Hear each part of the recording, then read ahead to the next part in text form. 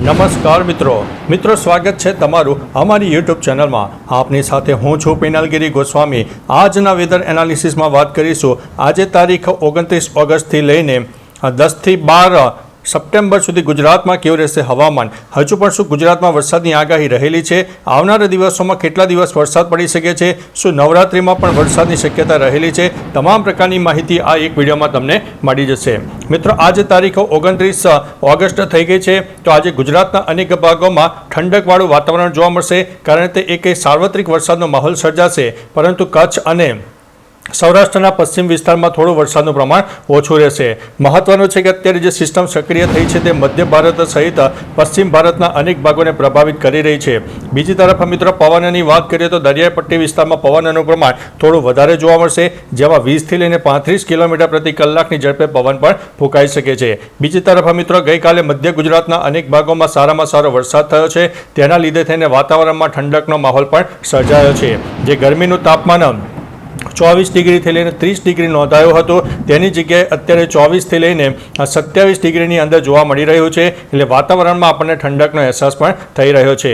બીજી તરફ મિત્રો, નવરાત્રિની વાત કરીએ તો નવરાત્રિ આવતા મહિને સપ્ટેમ્બર મહિનામાં આવવાની છે, ત્યારે નવરાત્રિમાં પણ છૂટાછવાયા વરસાદની શક્યતા રહેલી છે, પરંતુ કઈ સિસ્ટમ કામ કરશે તમામ પ્રકારની માહિતી તમને અવારનવાર વિડીયોમાં આપતા રહીશું। હવે મિત્રો, આજની ખાસ વાત કરીએ તો આજે તારીખ 29 ઓગસ્ટ છે, તો આજે દક્ષિણ ભારત, મધ્ય ભારત અને પશ્ચિમ ભારતના અનેક વિસ્તારો અત્યારે જે હાલ વરસાદની સિસ્ટમ છે તેના લીધે થઈને એક પ્રભાવિત થશે, અને દક્ષિણ ગુજરાત હોય, મધ્ય ગુજરાત, સૌરાષ્ટ્રનો પૂર્વ તરફનો વિસ્તાર, દક્ષિણ સૌરાષ્ટ્ર અનેક વિસ્તારમાં હજુ પણ વરસાદની શક્યતા છે। ઉત્તર ગુજરાતના પણ અરવલ્લી, સાબરકાંઠામાં પણ વરસાદની શક્યતા છે। મહત્વનું છે કે મિત્રો, આજે તારીખ 29 ઓગસ્ટના રોજ સાબરકાંઠા હોય, અરવલ્લી, મહીસાગર, દાહોદ, પંચમહાલ, ખેડા, આણંદ, વડોદરા, છોટાઉદેપુર, ભરૂચ, નર્મદા, સુરત, તાપી, ડાંગ, નવસારી, વલસાડ, ગીર સોમનાથ, અમરેલી, બોટાદ સહિત અનેક વિસ્તારમાં છૂટાછવાયા વરસાદ, તો કોઈ જગ્યાએ 1 ઇંચથી લઈને 4 ઇંચ કરતાં પણ વધારે વરસાદ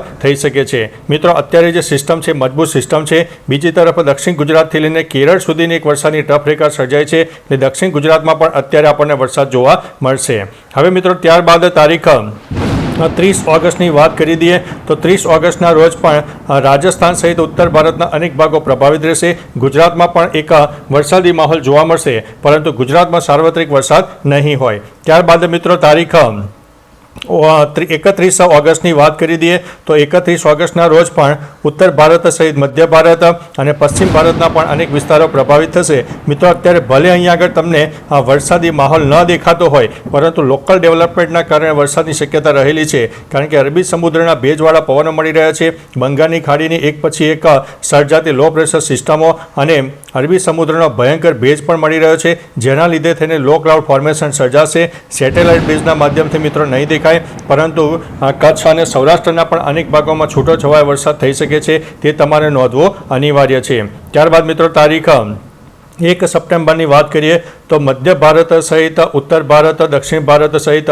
અનેક ભાગોમાં જે લો પ્રેશર સિસ્ટમ બંગાળની ખાડીનું છે તે અસર કરશે, અને તેના લીધે થઈને ગુજરાતને પણ અસર કરશે। અત્યારે ગુજરાતમાં 1 સપ્ટેમ્બરે વરસાદ તમને નહીં દેખાય, પરંતુ સેટેલાઇટ બેઝ માધ્યમ ફક્ત એક જ વસ્તુ નથી, તેના માટે થઈને લો ક્લાઉડ ફોર્મેશન, ભેજનું પ્રમાણ હોય, ઉપરાંત લોકલ ડેવલપમેન્ટ પણ અનિવાર્ય હોય છે। એ તમામ પ્રકારના પરિબળો જો કોઈ જગ્યાએ એકત્ર થઈ જાય તો તે જગ્યાએ વધુ વરસાદ થઈ શકે છે।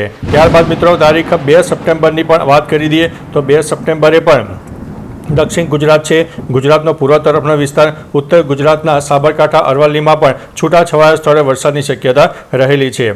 ત્યારબાદ મિત્રો, તારીખ 3 સપ્ટેમ્બરની વાત કરીએ તો 3 સપ્ટેમ્બરથી આ જે સિસ્ટમ છે એ વધુ ને વધુ સક્રિય થશે, જેમાં મધ્ય ગુજરાત, દક્ષિણ ગુજરાત અને ઉત્તર ગુજરાતના અનેક વિસ્તારોમાં વરસાદની શરૂઆત થઈ જશે, અને તે આવનારા દિવસોમાં કચ્છ અને સૌરાષ્ટ્રમાં પણ છૂટોછવાયો વરસાદ આપી શકે છે। ત્યારે બીજી તરફ મિત્રો, 4 સપ્ટેમ્બરની વાત કરીએ તો 4 સપ્ટેમ્બરના રોજ ગુજરાતના અંદાજિત 50થી 60% વિસ્તારમાં વરસાદની શક્યતા રહેલી છે।